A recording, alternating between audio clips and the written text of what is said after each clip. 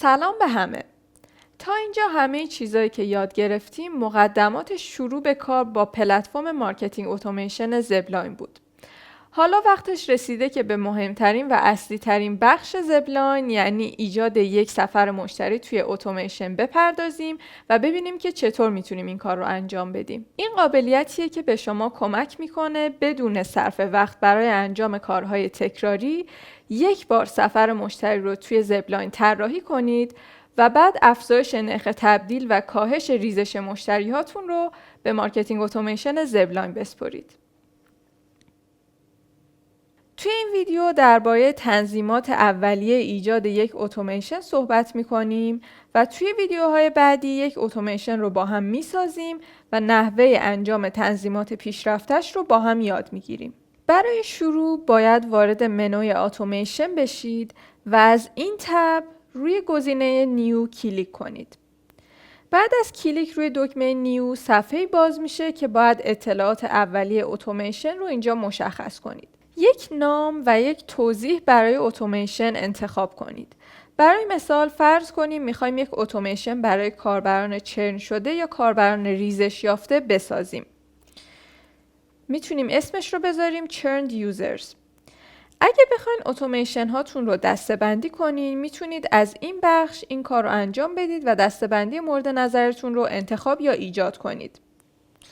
این پایین دو تا پارامتر پابلیش دیت و آن پابلیش دیت وجود داره که مشخص میکنن اتوماسیون شما از چه تاریخ، چه ساعت و چه دقیقه‌ای شروع به کار کنه و چه زمانی متوقف بشه.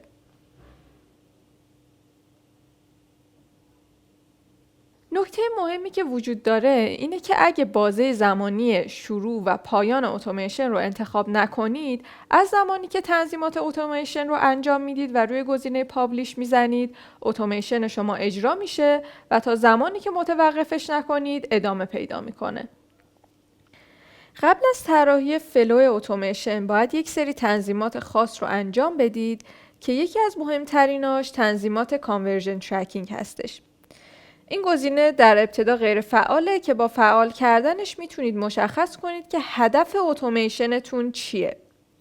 این یعنی میتونید یک رفتار خاص از کاربر رو به عنوان هدف اتوماسیون تعریف کنید که زمانی که اون رفتار رو از خودش نشون داد، نشون میده که شما به هدفتون رسیدید و این رو به عنوان یک تبدیل ثبت میکنه. مثلا شاید بخواید ردیابی کنید که آیا کاربران بعد از دریافت پیام شما خریدشون رو تکمیل میکنن یا نه. اینجا میتونید این ایونت رو سرچ کنید و از لیست انتخابش کنید. همچنین میتونید یک بازه زمانی خاص مثلا 7 روز رو مشخص کنید تا بررسی بشه که آیا کاربر توی این بازه زمانی اقدام مد نظر شما که همون پیمنت بوده رو انجام داده یا نه.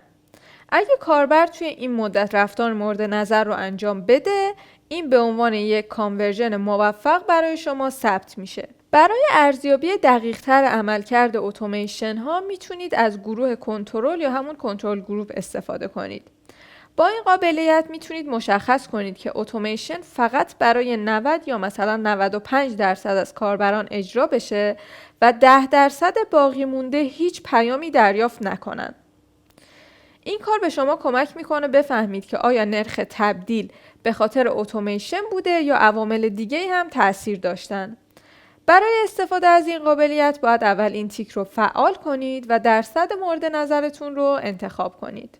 فریکونسی کپ به شما اجازه میده که محدودیت ارسال پیام را توی یک بازه زمانی مشخص کنید.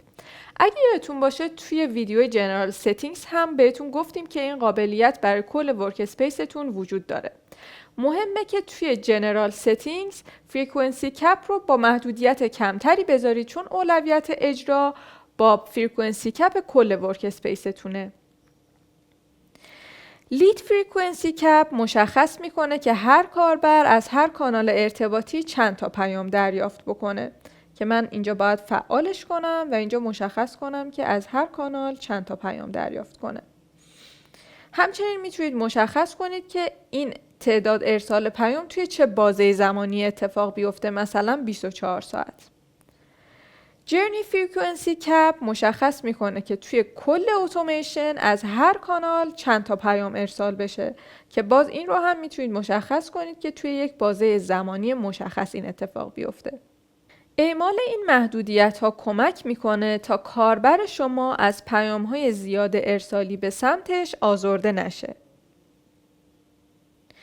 یکی دیگه از ویژگی های مهم DND یا همون Do Not Disturb هستش که با این قابلیت میتونید بازه های زمانی خاصی رو مشخص کنید که توی این بازه های زمانی پیام های این اتوماسیون برای کاربرها ارسال نشن.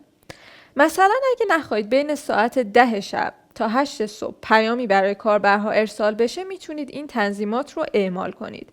حواستون باشه که اگه این بازه زمانی ساعت 12 شب رو در بر میگیره باید به 2 قسمت تقسیمش کنید.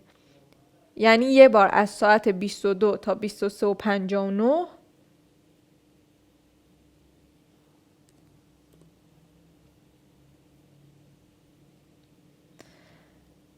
و یک بازه زمانی از ساعت 0 تا 8 صبح.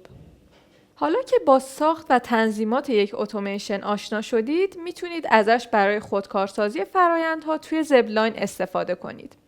اگه توی این فرآیند به هر مشکلی برخوردید یا سوالی داشتید، میتونید با تیم پشتیبانی ما در ارتباط باشید. موفق باشید.